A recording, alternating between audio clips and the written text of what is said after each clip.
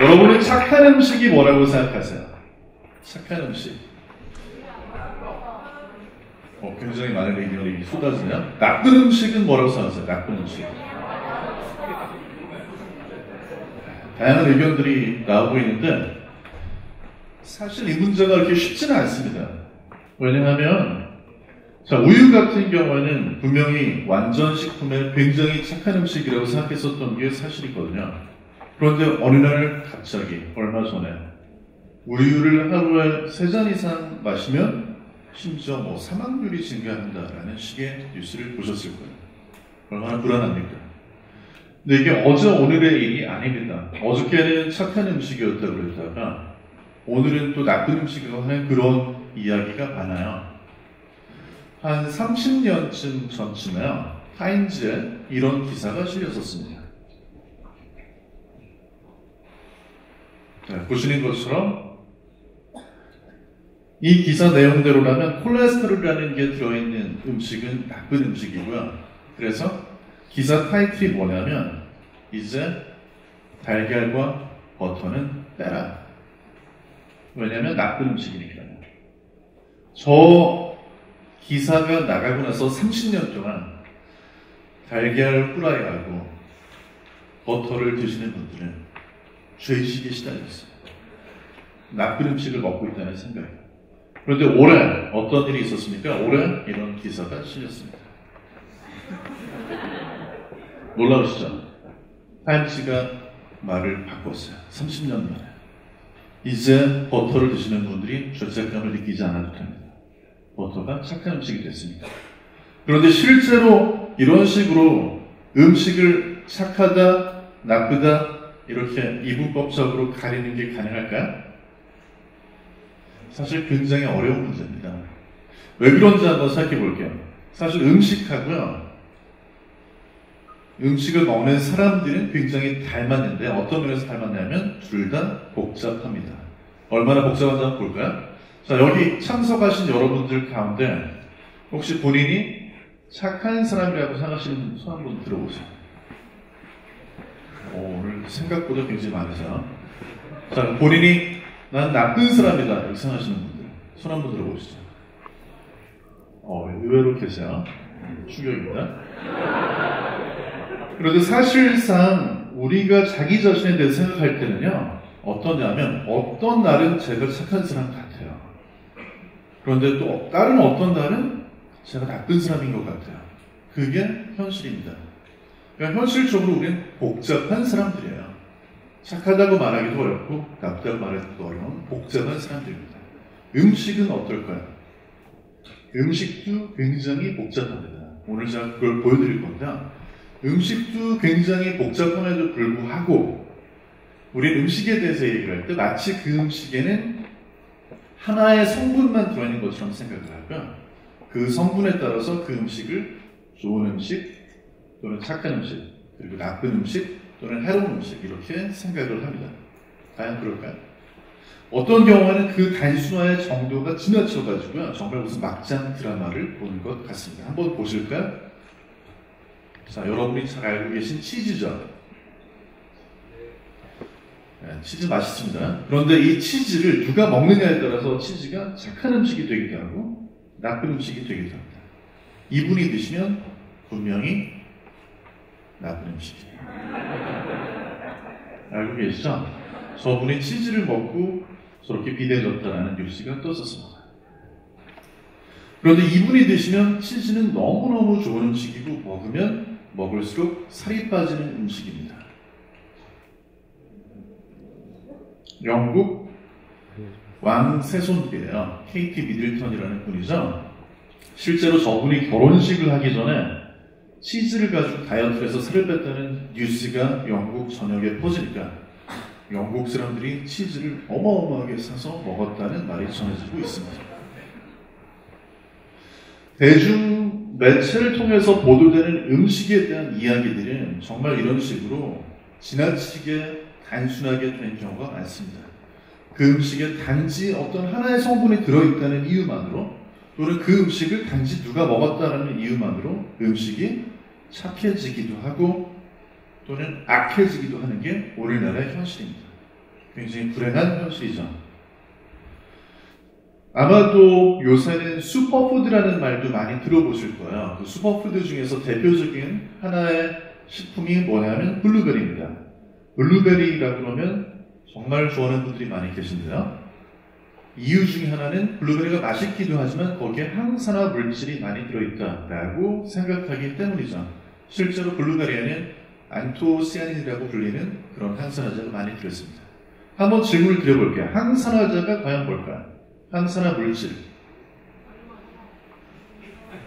네, 여러 가지 오늘 굉장히 의견을 많이 제시해 주시는데 간단한 실험을 통해서 항산화제가 뭔지를 제가 지금 여러분께 보여드리도록 하겠습니다.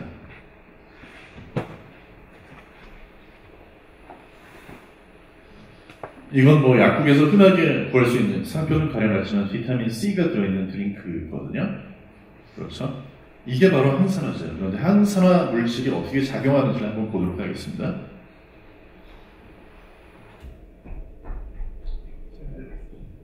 제가 약국에서 사가지고 온 포비돈 요오드라는 소독약입니다. 여기에 요오드가 많이 들어있어요.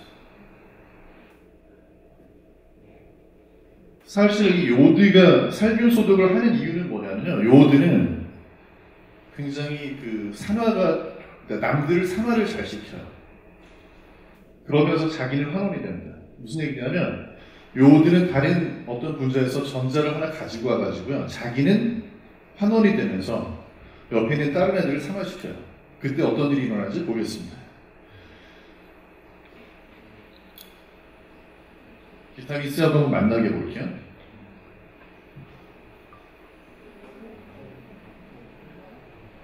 이런 일이 벌어집니다. 자, 가장 간단한 환원을 보여주는 실험인데 이런 식으로 색깔이 완전히 없어졌죠. 남아있는 색깔은 이제 약간의 색소입니다. 여기서 제가 질문 드리고 싶은 건 뭐냐면 그렇다면 요오드는 항산화 물질로 불리는 비타민 C를 산화시켰으니까 우리 건강에 해로운 나쁜 물질일까요? 혹시 요오드가 들어있다는 이유로 앞으로는 미역이나 김을 먹지 말아야 될까요? 그렇지 않습니다. 그렇죠?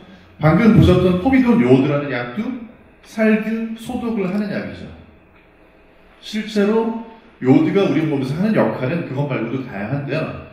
우리 몸에서 생겨나는 활성산소라든지 자유레디컬이라고 불리는 이런 산화 물질들, 이런 것들은 몸에 해롭기만 한 게 아니고요. 세균이나 바이러스 또는 암세포를 죽이는 데도 사용이 되고 또 세포하고 세포 사이 통신을 하는 데도 사용이 되고요.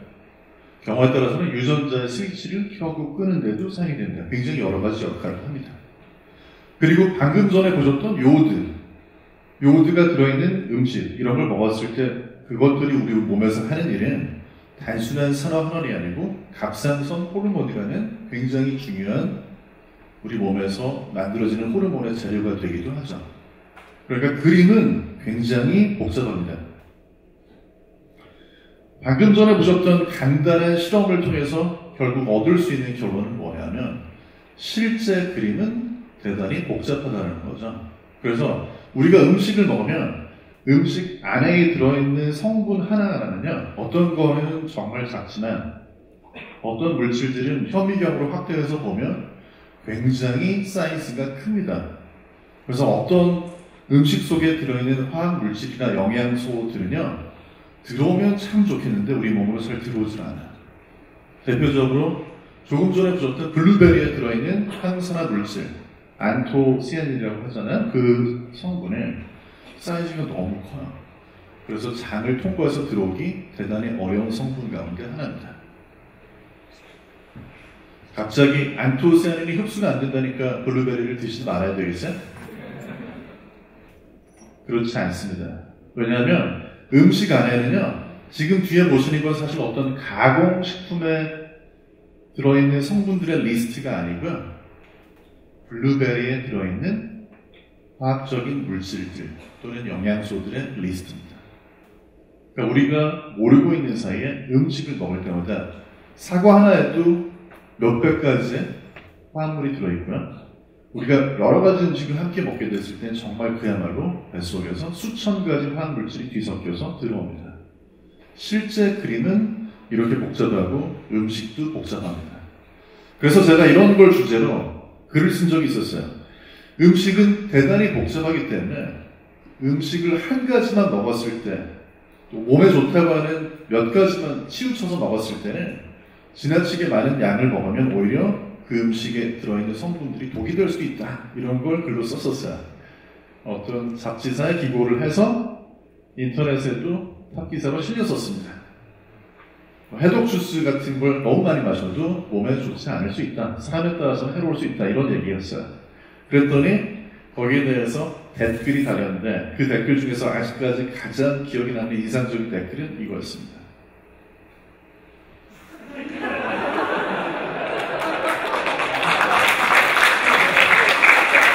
제 생각에는 오늘 제가 여러분한테 이 시간을 통해서 말씀드리는 내용도 크게 다르지 않습니다. 그렇죠? 제가 지금 말씀드리고 있는 이야기는 뭐냐면 모든 음식은 우리에게 소중하고 우리에게 꼭 필요한 영양분을 주면서 또한 즐거움을 주는 그런 것들이지만 먹으면 먹을수록 좋은 음식은 없습니다. 과유불급이죠. 모자람과 지나치는 똑같습니다. 너무 많이 먹어도 안 되고 너무 적게 먹어도 안 되겠죠. 그래서 정답은 사실 간단합니다. 우리 주위를 둘러싸고 있는 음식의 가지수라든지 양이 엄청나게 많아졌지만 골고루 여러 가지 음식을 드시고 소식하시면 충분합니다. 골고루 먹는다는 거는 한 가지 음식만 먹었을 때 얻을 수 없는 영양분을 얻는다는 의미이기도 하지만 골고루 먹어야 한 가지 음식에 치우쳐서 음식 때문에 나타날 수 있는 독성을 줄일 수도 있어요. 소식을 하셔야 지나치게 많이 먹는 음식으로 인한 산화물질들이 만들어지는 걸 막을 수 있습니다. 아무리 과학적으로 설명을 해도 정답은 하나야. 골고루 드시되 소식하시는 겁니다. 그리고 점심시간이 이제 가까이 다가왔으니까 하나만 더 말씀드리면 기왕이면 내 앞에 있는 모든 음식을 나 혼자 다 싹쓸이 하려고 하지 마시고 옆에 계신 분들과 즐겁게 나눠 드십시오. 감사합니다.